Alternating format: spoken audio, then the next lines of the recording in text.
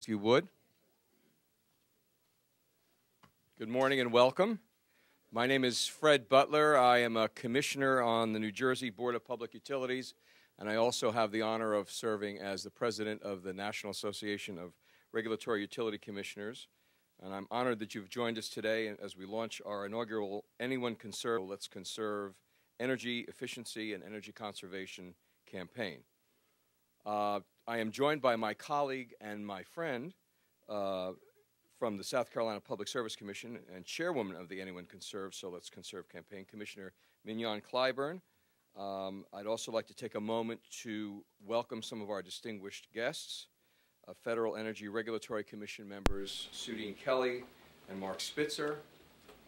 We may also expect perhaps John Wellinghoff will join us.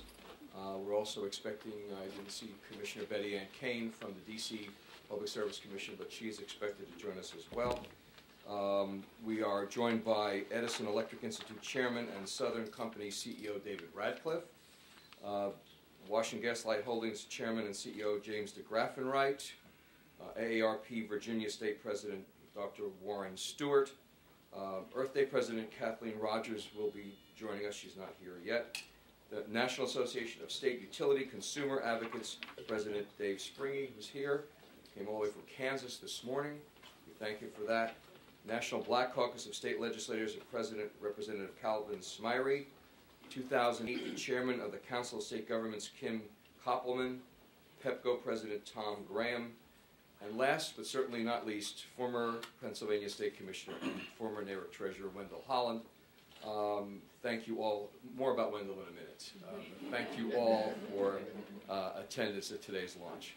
Now, for those of you who may not be totally familiar with NARUC, let me just give you a very brief primer. NARUC is the Washington-based association that represents the 230 some odd Public Service Commission members in all 50 states, the District of Columbia, the U.S. territories, and about 23 foreign countries who have associate membership in NARUC.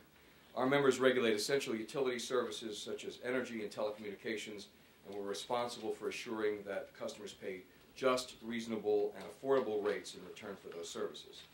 So now that you know who we are, let me tell you why we are here. And I can explain why we're here in just a few words: Dr. Martin Luther King and Wendell Holland. And I put the two of them together with some awe, because I always had the greatest respect, and still do, for Dr. Martin Luther King. But Wendell and I have been partners in a lot of activities in a number of years. And about a year and a half ago, he came to me with a thought that has culminated in today. So this was Wendell's original idea of putting the pieces together. And I want to publicly thank him for doing that. And we all owe him. We passed a resolution at the NARUC Board of Directors about a year ago, which dedicated the association to coming up with a program to have a day of service, in the words of Dr. Martin Luther King, that would be dedicated to utility service for those that need help in getting control of their utility usage, of their utility bills, in concert with the Martin Luther King birthday celebration. Now, unfortunately, this year, there's a little something else going on right around the Martin Luther King Day. And so that's why we're launching it today.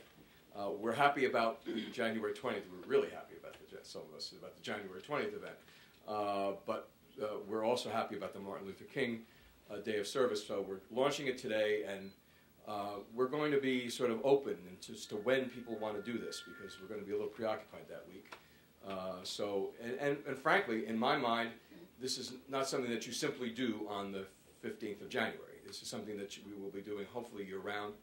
We have the buy-in from the utility companies, from some of the other associations. We're very gratified for that. So this is something that can really happen and should be happening year-round. NARUC just recently released a report which found that after the 2000, 2007, 2008 winter heating season, nearly 1/5 of U.S. households were behind in their energy payments. Nearly 1/5, 20%. The survey also concluded that during calendar year 2007, 8.7 million customers had their utility services disconnected for non-payment. And 3.6 million remained disconnected in May of 2008. The report is available on the NARUC website at www.naruc.org. While these numbers don't portend a total doom and gloom situation, they represent that the rising cost of energy and the growing inability of consumers to keep up is out there. Simply put, energy is becoming more expensive for reasons that we find very difficult to control: world market issues, supply issues, etc. And consumers are having trouble keeping up with that rise in prices. If there's one goal of this initiative, it is to help folks understand that they can, in fact, be in control, that they can, in fact, do some things that help them gain control over their energy usage, that their bill is in two parts.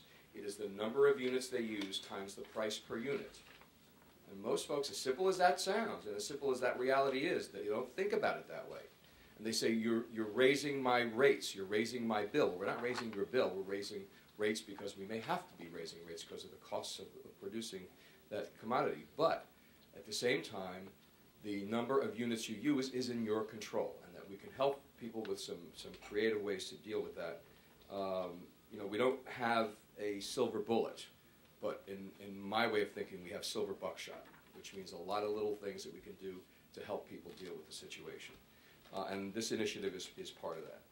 A lot of people refer to energy efficiency / energy conservation as the fifth fuel, and I see no reason why it shouldn't be the first fuel, because it's this thing that we can do today. When I speak to groups at home in my own state of New Jersey or elsewhere, I tell them, you can do this on your way home. You can stop at a store and get some energy efficiency, energy conservation devices, a compact fluorescent light bulb, one of which I think is on the cover of Time magazine this week, right, Rhonda? I think you probably arranged that, did you? But great timing. Just simple things, and do some energy conservation, which will start taking effect today. This campaign is about finding new ways to educate customers and consumers about how quickly they can do something. We want to expand the dialogue, which is my theme for my year as president of NARUC, expanding the dialogue, breaking down the silos that exist between us, the various stakeholders in this process, legislators, policymakers, governor's offices, the industry, and the important role of energy conservation and energy efficiency in our daily lives.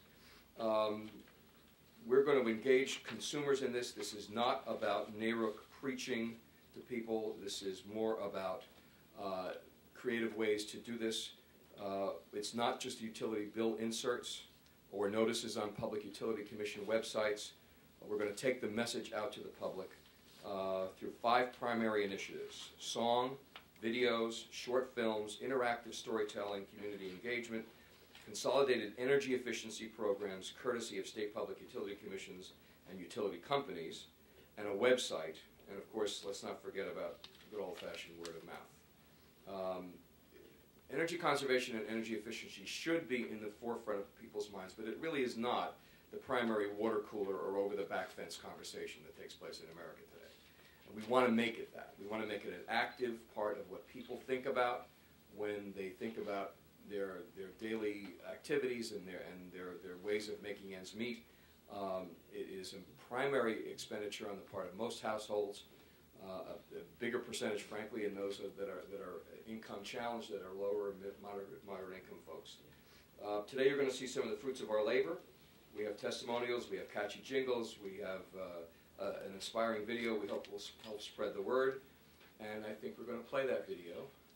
So let's take a look.